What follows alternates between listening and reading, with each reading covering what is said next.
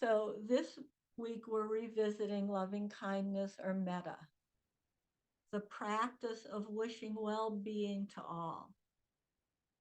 And perhaps, as many of you, especially those of you who've been part of the Sangha for some time, know, metta practice traditionally involves saying phrases, wishing well being to groups of others or specific individuals.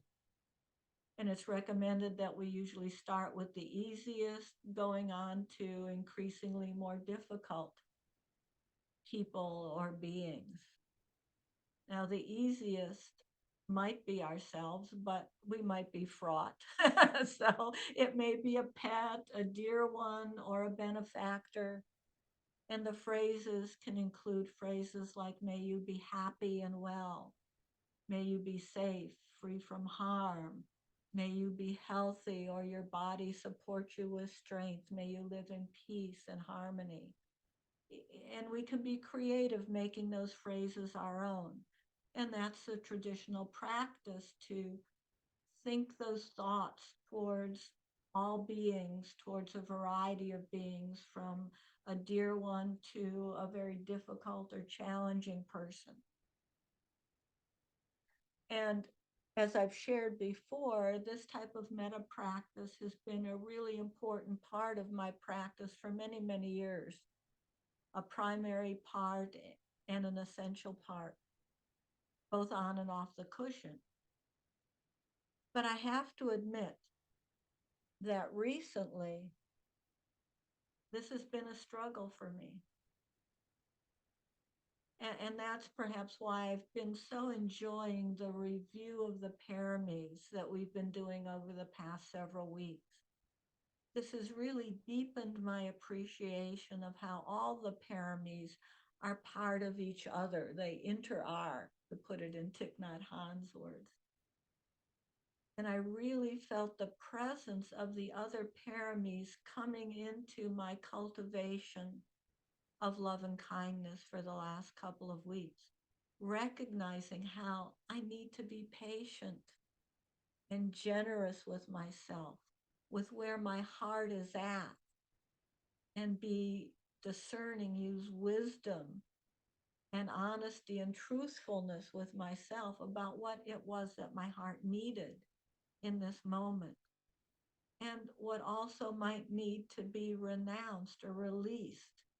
My old stories, my conditioned reactions of shutting down and disconnecting, old patterns of gripping, clenching, over efforting, not applying the right energy in order to stay open hearted. And I revisited, since as Bill says, I can be a slow learner and I certainly need repetition. I revisited a poem I think I'd recently shared with the Sangha, How to Open Your Heart by Jeff Foster. And indulge me while I read it again, because it's been so important to me over the last many months and weeks. Do not try to open your heart now. That would be a subtle movement of aggression towards your immediate embodied experience. Never tell a closed heart it must be more open.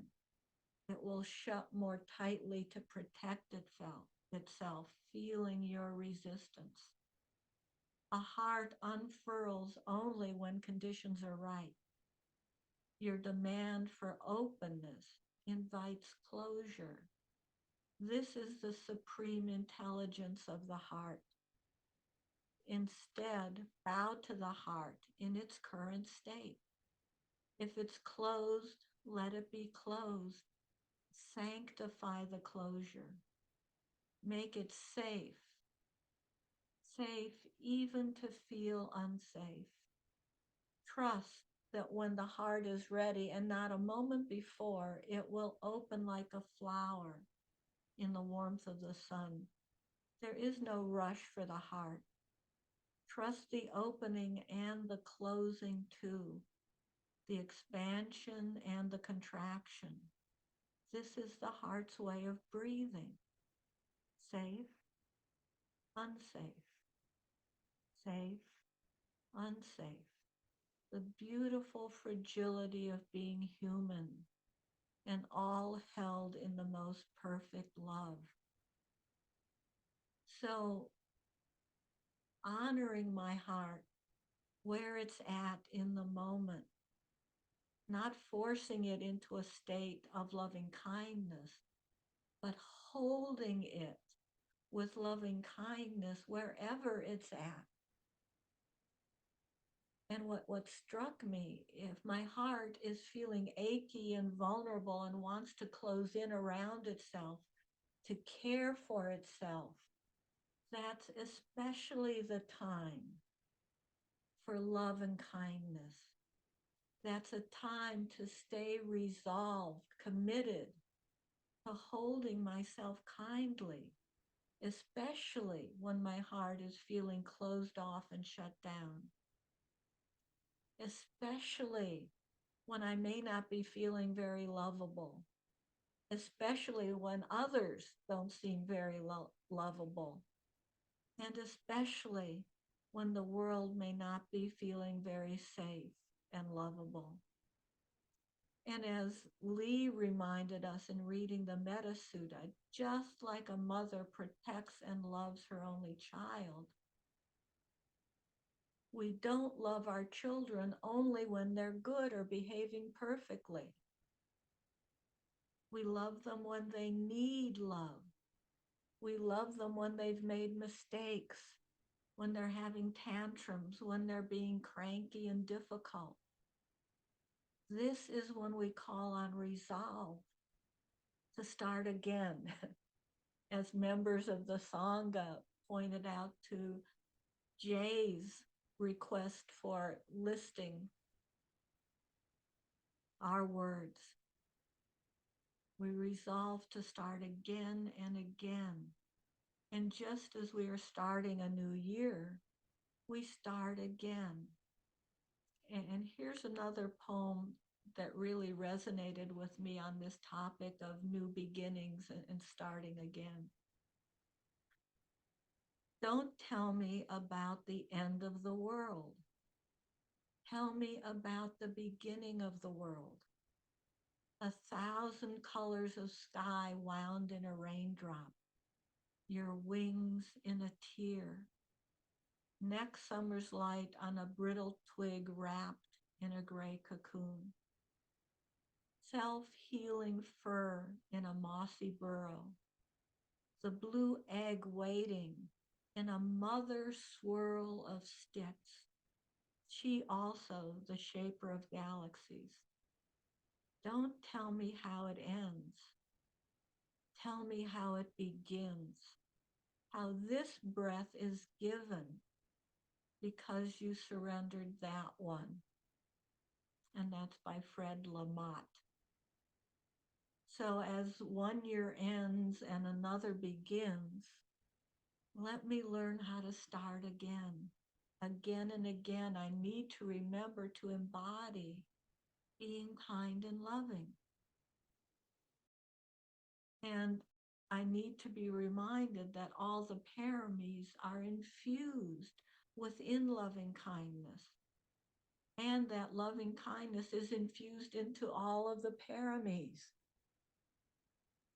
And indeed, the importance of adding love and kindness to all my practice, adding a bit of sweetness or sukha, as Bill would say, or as he would probably sing to us, a spoonful of sugar helping the medicine to go down.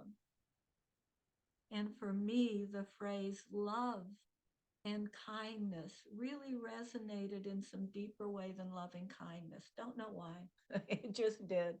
Okay, that's interesting. Let me start there. Start with that. There, sweetheart. Here's a bit of love and kindness. Feel into that warmth and caring.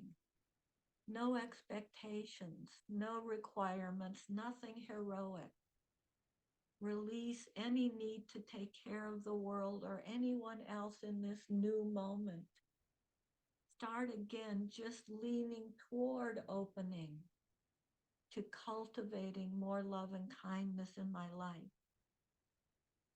I love you, especially if you're not ready now to attempt the grander vision of wishing loving kindness in that traditional way, even to the easiest people or yourself. Appreciate what sweetness there is in holding your aching heart kindly, looking at yourself just as you are with kind eyes. This not only seemed to integrate the paramis, but certainly and yet again reminded me of the core of Bill and Susan's teachings of cultivating time, caring, attention. I decided to give myself the gift of a day of love and kindness. I wasn't exactly sure what that meant, but my resolve was to play with that. I started with a yoga class and found myself being a bit less heroic, not having to push myself as much as I do, and truly savoring the ease of the practice.